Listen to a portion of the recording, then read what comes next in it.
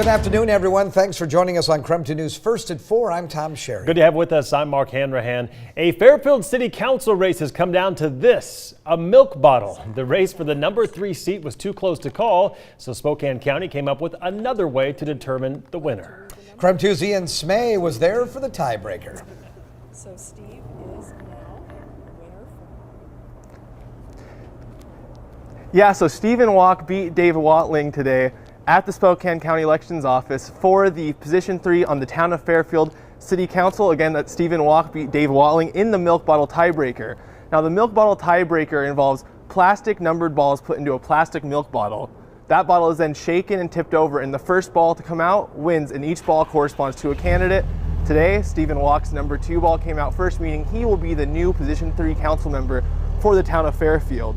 Now, this happened because after the original vote count, both candidates were tied with 78 votes each, and then they did a recount, which took about 15 minutes due to how the small number of ballots that were involved in the election, and they were still tied, and that's why we are here today. Now, they've been using this method of tiebreaker for about 17 years. Before that, they used a battery-powered bingo machine to break these ties, like in the Fairfield race. Now, state law mandates that each county has to draw lots or uses some kind of game of chance when it comes to these tiebreakers, but each county gets to decide what tiebreaker they're going to use.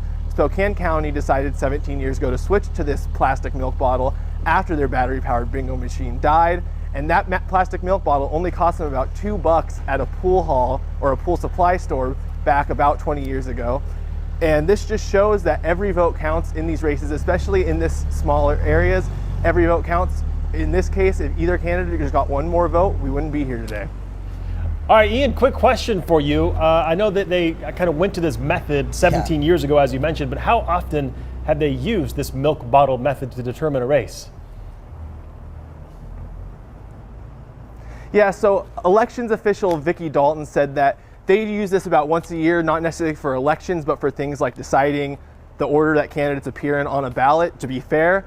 But the last time that we know of that this happened to decide an election was in the city of Latah back in 2013. 2 candidates, just like today, were tied and they had to go to the milk bottle, and that decided who won the seat.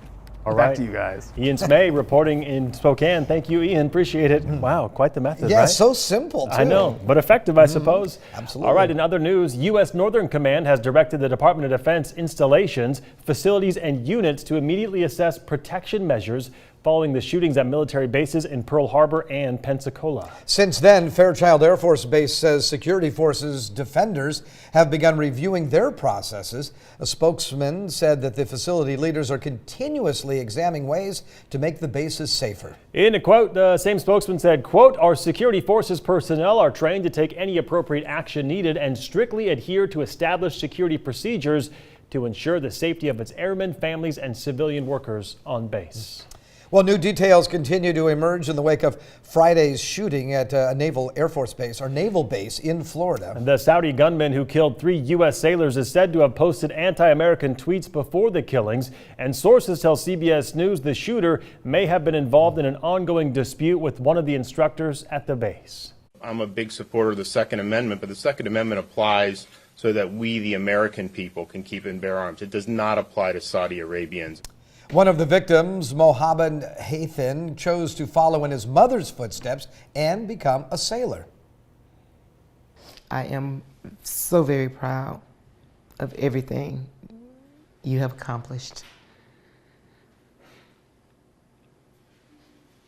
And I'll miss you. I will miss you dearly. Well, the shooter held a dinner party days earlier where he watched mass shooting videos with 3 other Saudi students. One of the 3 students who attended that dinner party recorded video outside the classroom building as the shooting was taking place. The FBI says it still doesn't know whether the gunman acted alone or as part of a larger network. In other news, state wildlife officials are looking for new ways to manage the wolf population in Northeast Washington. The decision comes after Governor Jay Inslee called the killings of wolves in the Kettle River Range, quote, unacceptable. Fish and Wildlife say killing wolf packs is a last resort to protect cattle the wolves are preying on. The department is researching, though, non-lethal options. Advisory groups will also help develop a plan that maybe by May 1st. All right, skiers and snowboarders may have a shorter season this year. The National Weather Service is reporting mountains have half the snow they usually do. Many ski resorts in North Idaho and Washington have had to delay openings because of the lack of snow. However, the Weather Service tweeted out that this is no different from last year compared to this point last season in terms of snow. Yeah, we still have a lot of winter to go. Right. We're talking about mountains could see a decent amount of snowfall this week, as a matter of fact. That would be nice. And as a matter of fact, I just saw where Lookout Pass says, hey, they're going with the forecast where we could get 8 to 12 inches of snow by the time Saturday rolls around. So now Lookout is going to open up. We're going to will this to happen, That's right? what they just said on their news release. I love that. Build it and they will come, right? Right. Also, Schweitzer now is also operating kind of on a limited schedule as well. Here's a look at your weather. We're talking about, as we head on over here, temperatures are only at freezing in the Spokane area, 32 degrees right now. Cloudy skies. Look for patchy fog to set up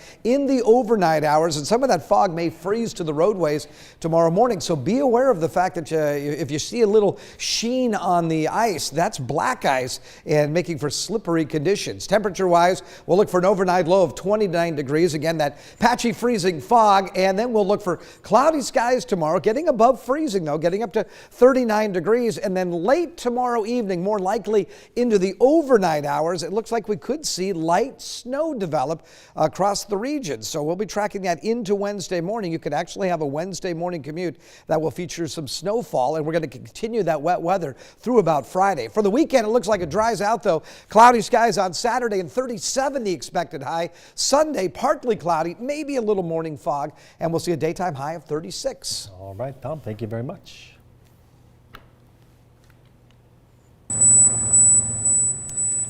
Downtown Spokane businesses like the 7-Eleven at 2nd and Division have used high-pitched tones to deter loitering and crime on their property. Well, tonight the City Council is considering a ban on these devices and penalizing those who use them. Coming up in our 5 o'clock hour, we will explain why the council is now considering that ban. The boundaries that determine where parents send their children to school will change for Spokane. The district is building 3 new middle schools, 2 on the north side and 1 on the south side. The new 6th to 8th grade middle school model will help balance classroom sizes among the growing district. And a committee will figure out the best way to move school boundary lines once the new schools open, they say. We're going to look at grandfathering so we don't separate siblings if at all possible. We're going to look at neighborhood makeups. We're going to look at school makeups, so diversity, socioeconomic factors. Well, they've already chosen who will be on that committee, and they will start meeting next month. By the end of next year, their plan is to have a rough draft of the changes so that by the summer of 2021, the new boundaries will be finalized. Well, some of you reached out to us frustrated about a trio of new roundabouts in the Comstock neighborhood on the South Hill. The roundabouts are within a few blocks of each other, all located on 43rd Street. KREM 2's Taylor Vito looked into why the city installed them there and why neighbors pushed for change.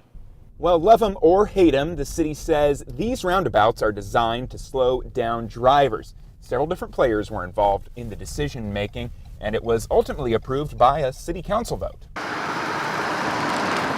Drivers, be prepared to hit the brakes and use your steering wheel. The city this summer installed a trio of roundabouts on 43rd Street on the South Hill, not far from the Rocket Market. The roundabouts are located at the intersections of Conklin, Arthur, and Ivory, a neighborhood with plenty of people, and neighbors tired of speeders. The last time we had the traffic measured with car counters, there were over 100 cars an hour during the rush hours. Bruce Ressa has lived here for 20 years. Over that time, he says drivers started cutting through 43rd to get to High Drive. That led to some speeders and accidents. We've had several pets killed while they were being walked on leash in the street from drivers that just refused to slow down. So Ressa helped petition to get these roundabouts in. The city says these came about after a formal request from the Comstock Neighborhood Council. Neighbors in attendance at a meeting voted for it. After that, city traffic experts came up with a plan that was eventually voted on by city council. The roundabouts cost $250,000, according to the city. The project was part of the city's traffic calming program, and money from that comes from tickets issued from red light cameras. One neighbor who wasn't in favor of the roundabouts asked how plowing these things would work. To that, the city says plows can push snow to either the side or to the middle of the roundabout. It just depends on the current storm. For now, Ressa says he's not complaining and is happy something was done. Like I said, I just wish this one was bigger. In Spokane, Taylor Vito, KREM 2 News.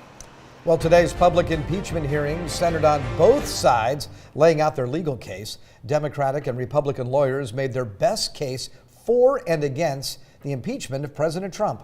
President Trump used the power of his office to pressure and induce the newly elected president of Ukraine to interfere in the 2020 presidential election for President Trump's personal and political benefit. There is no indication of bribery, extortion, or other illegal conduct. The call is not the sinister mob shakedown that some Democrats have described.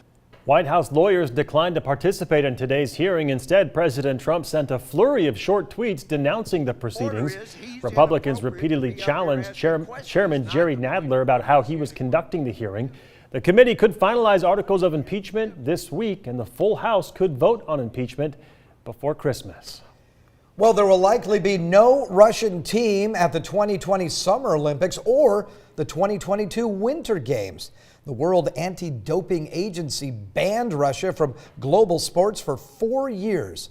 The organization says there was manipulated laboratory data, fake evidence, and deleted files linked to the positive doping tests of Russian athletes. Russian government officials are barred from attending any major events, and the country cannot host or bid for tournaments.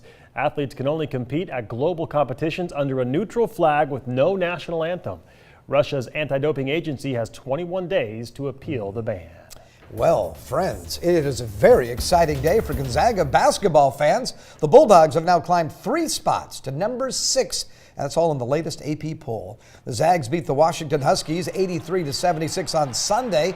Their record for the season now is 10-1. Gonzaga has 2 tough games ahead of them. They play Arizona on December 14th and North Carolina on December 18th.